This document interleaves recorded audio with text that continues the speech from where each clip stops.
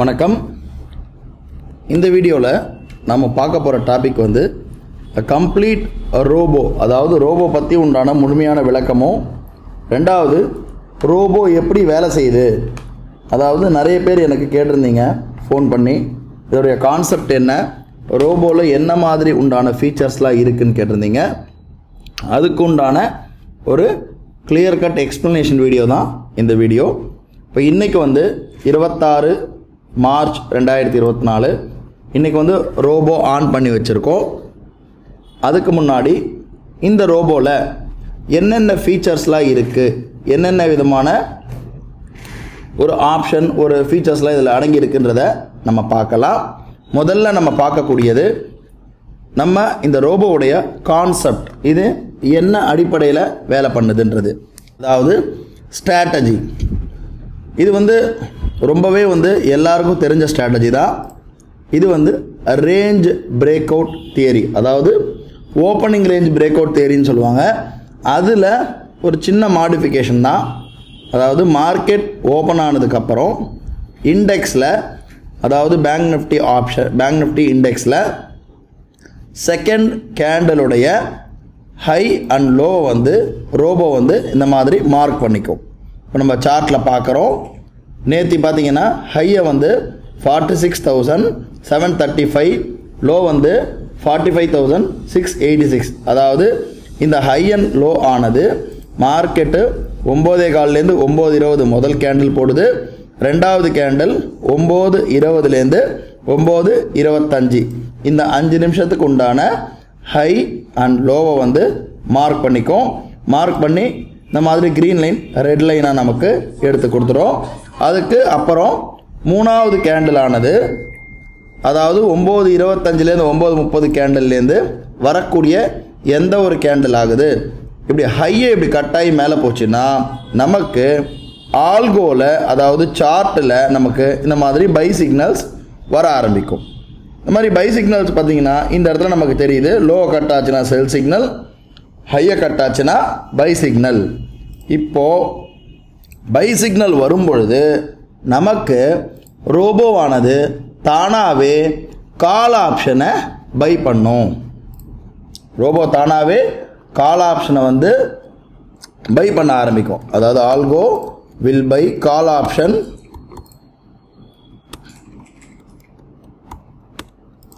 once the high is breached. அதே போல் ரோபோவானது, அதாவது சார்ட்டில் சப்போஸ் மேலே போகாமல் மூணாவது கேண்டில் மார்க்கெட் ஓப்பன் ஆகி 5 நிமிஷம் சார்ட்டில் மூணாவது கேண்டில் அப்புறமா மார்க்கெட் கீழே வர பட்சத்தில் நமக்கு நம்ம ஆல்கோவானது புட் ஆப்ஷனை பை பண்ண ஆரம்பிக்கும். அதாவது பிஇயை பை பண்ண ஆரம்பிக்கும்.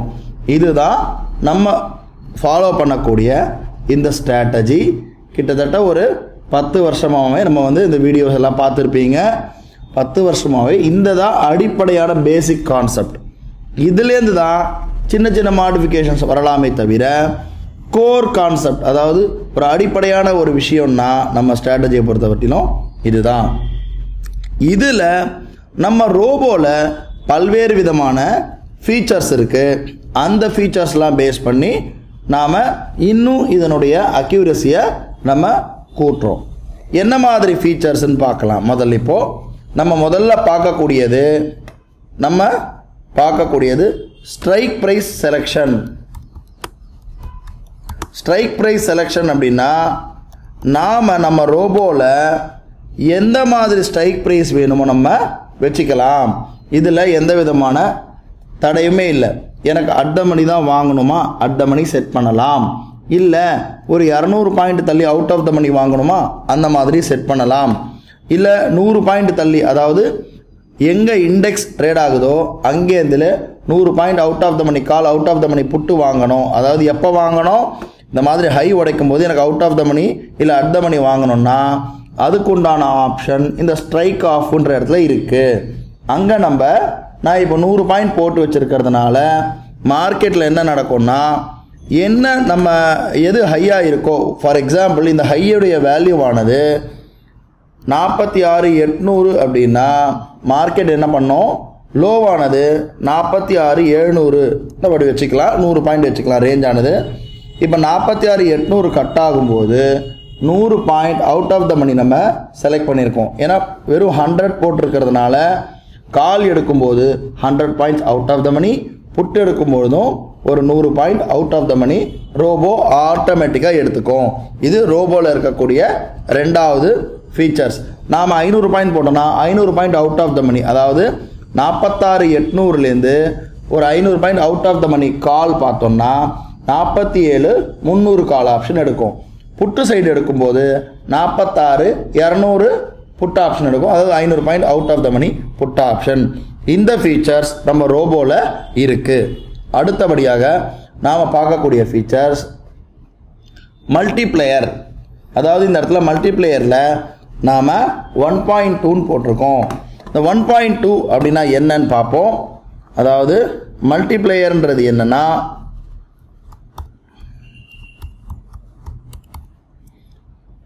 மல்டிப்ளேயர்ன்ற இடத்துல நாம் உதாரணத்துக்கு ஒரு 2ன்னு போடுவோம்.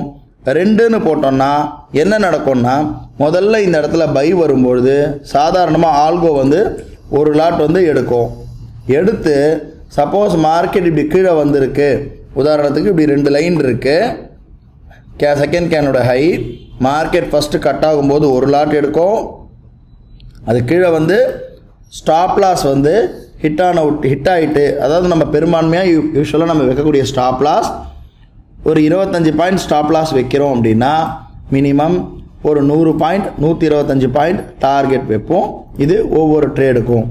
இப்போ இங்கே ஸ்டாப் லாஸ் ஹிட் ஆகிடுச்சு அப்படின்னா திரும்ப மேலே போகும்போது மல்டிப்ளேயர் 2ன்னு வச்சுருக்கிறபடினால இங்கே முதல்ல 1 எடுக்கும், அதை 2 மடங்காக இன்க்ரீஸ் பண்ணி 2 லாட் பை பண்ணும். திரும்ப 2வது தடவையும் ஸ்டாப் லாஸ் ஹிட் ஆகிட்டு நேராக செல் சிக்னல் போகுது அப்படின்னா இந்த இடத்துல 4 லாட் புட் ஆப்ஷனை ஆல்கோ பை பண்ணும். 4 லாட் பை பண்ணிவிட்டு 25 பாயிண்ட் ஸ்டாப் லாஸ் வைக்கும், 125 பாயிண்ட் டார்கெட் வச்சுக்கும். இதுதான் இந்த மல்டிப்ளேயருடைய கான்செப்ட். சப்போஸ் இதுவும் நமக்கு வந்து ஸ்டாப் லாஸ் ஹிட் ஆகிட்டு திரும்ப மேலே போகுதுன்னா இந்த இடத்துல 8 லாட்டுன்றதை எடுக்கும். இப்போ இதில் வந்து உங்களுக்கு ஒரு கொஸ்டின் எழுதலாம்.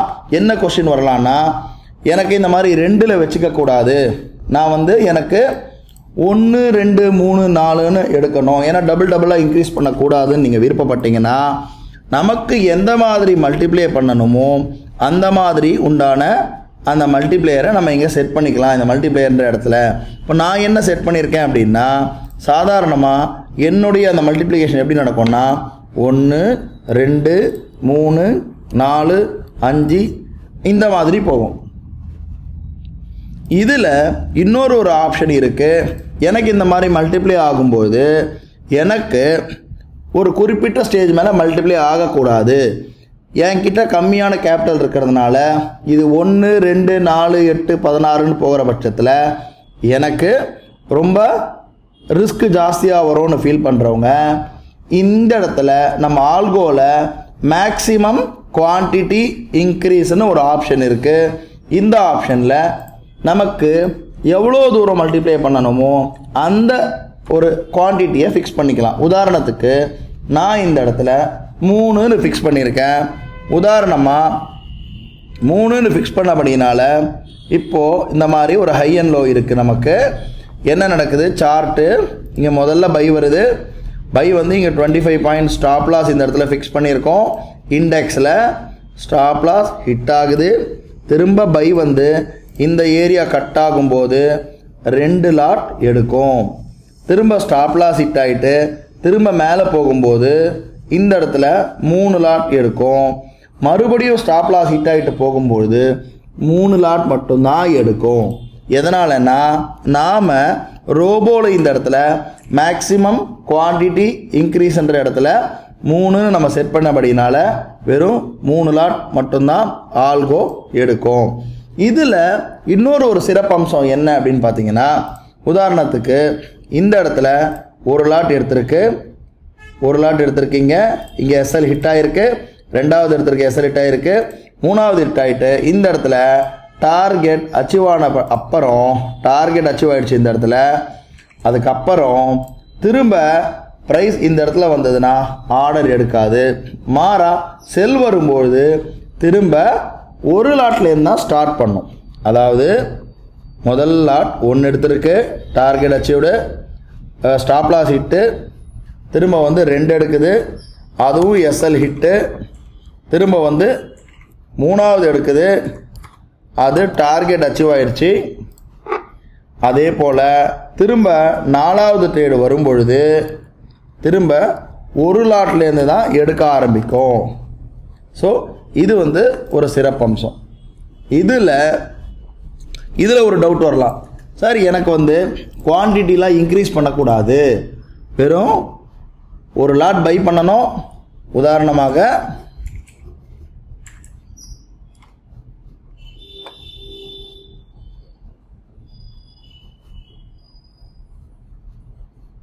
உதாரணமாக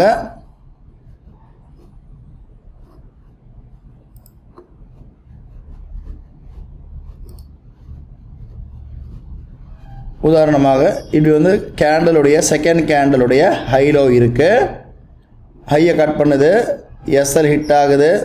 திரும்ப வரும்பொழுது ஒரு லாட் தான் எடுக்கணும் அப்படின்னா அந்த மாதிரி கூட நம்ம ரோபோவில் செட் பண்ணிக்கொள்ள முடியும்.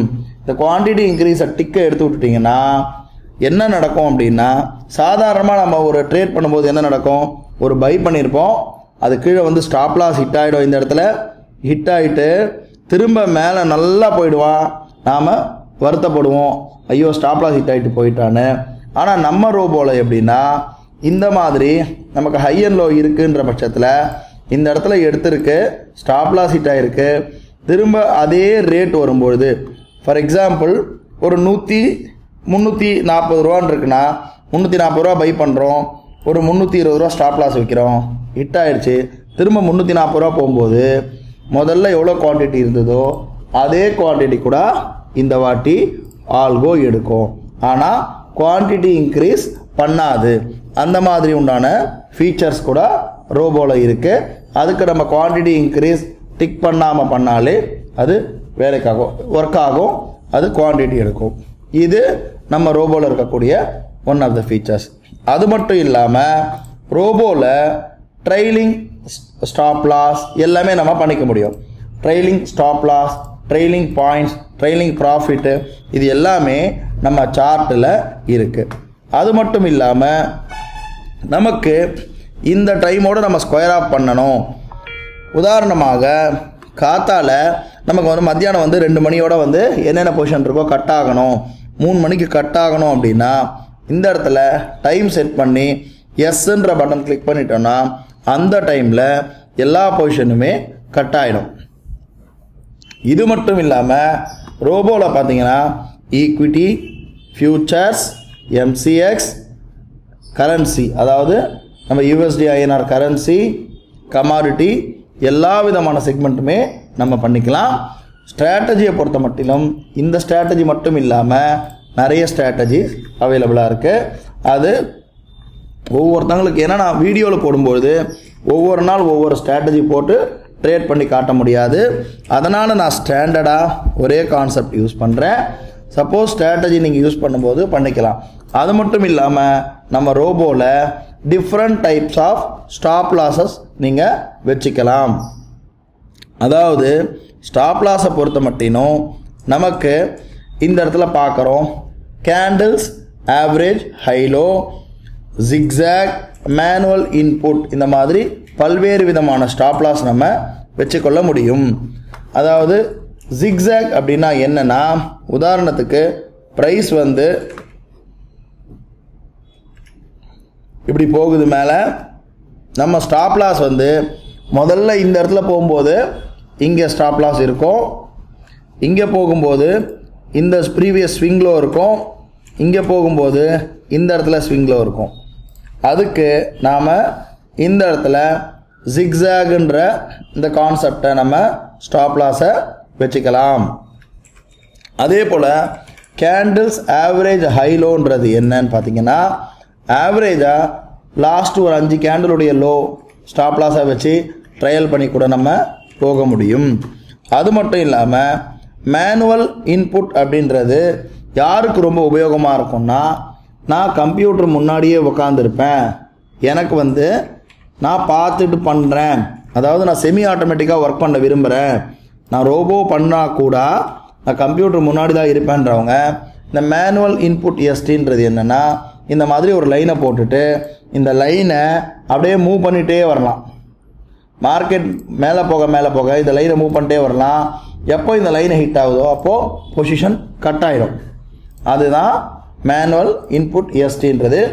இது யாராவது நான் உக்காந்து பண்ணுறேன், சிஸ்டம்லேயே தான் இருப்பேன் அப்படின்னு விருப்பப்படுறவங்க இந்த கான்செப்டை, இந்த ஆப்ஷனை யூஸ் பண்ணிக்கலாம். இல்லை நான் எதுவும் கை வைக்க வேண்டாம் அப்படின்றவங்க இது அவங்களுக்கு உபயோகமாக இருக்காது. அடுத்தபடியாக நம்ம ரோபோவில் இருக்கக்கூடிய ஒரு சிறப்பான ஒரு விஷயம் என்னன்னு பார்த்தீங்கன்னா, டேஷ்போர்டில் இருக்கக்கூடிய ப்ராஃபிட் அண்ட் லாஸ்.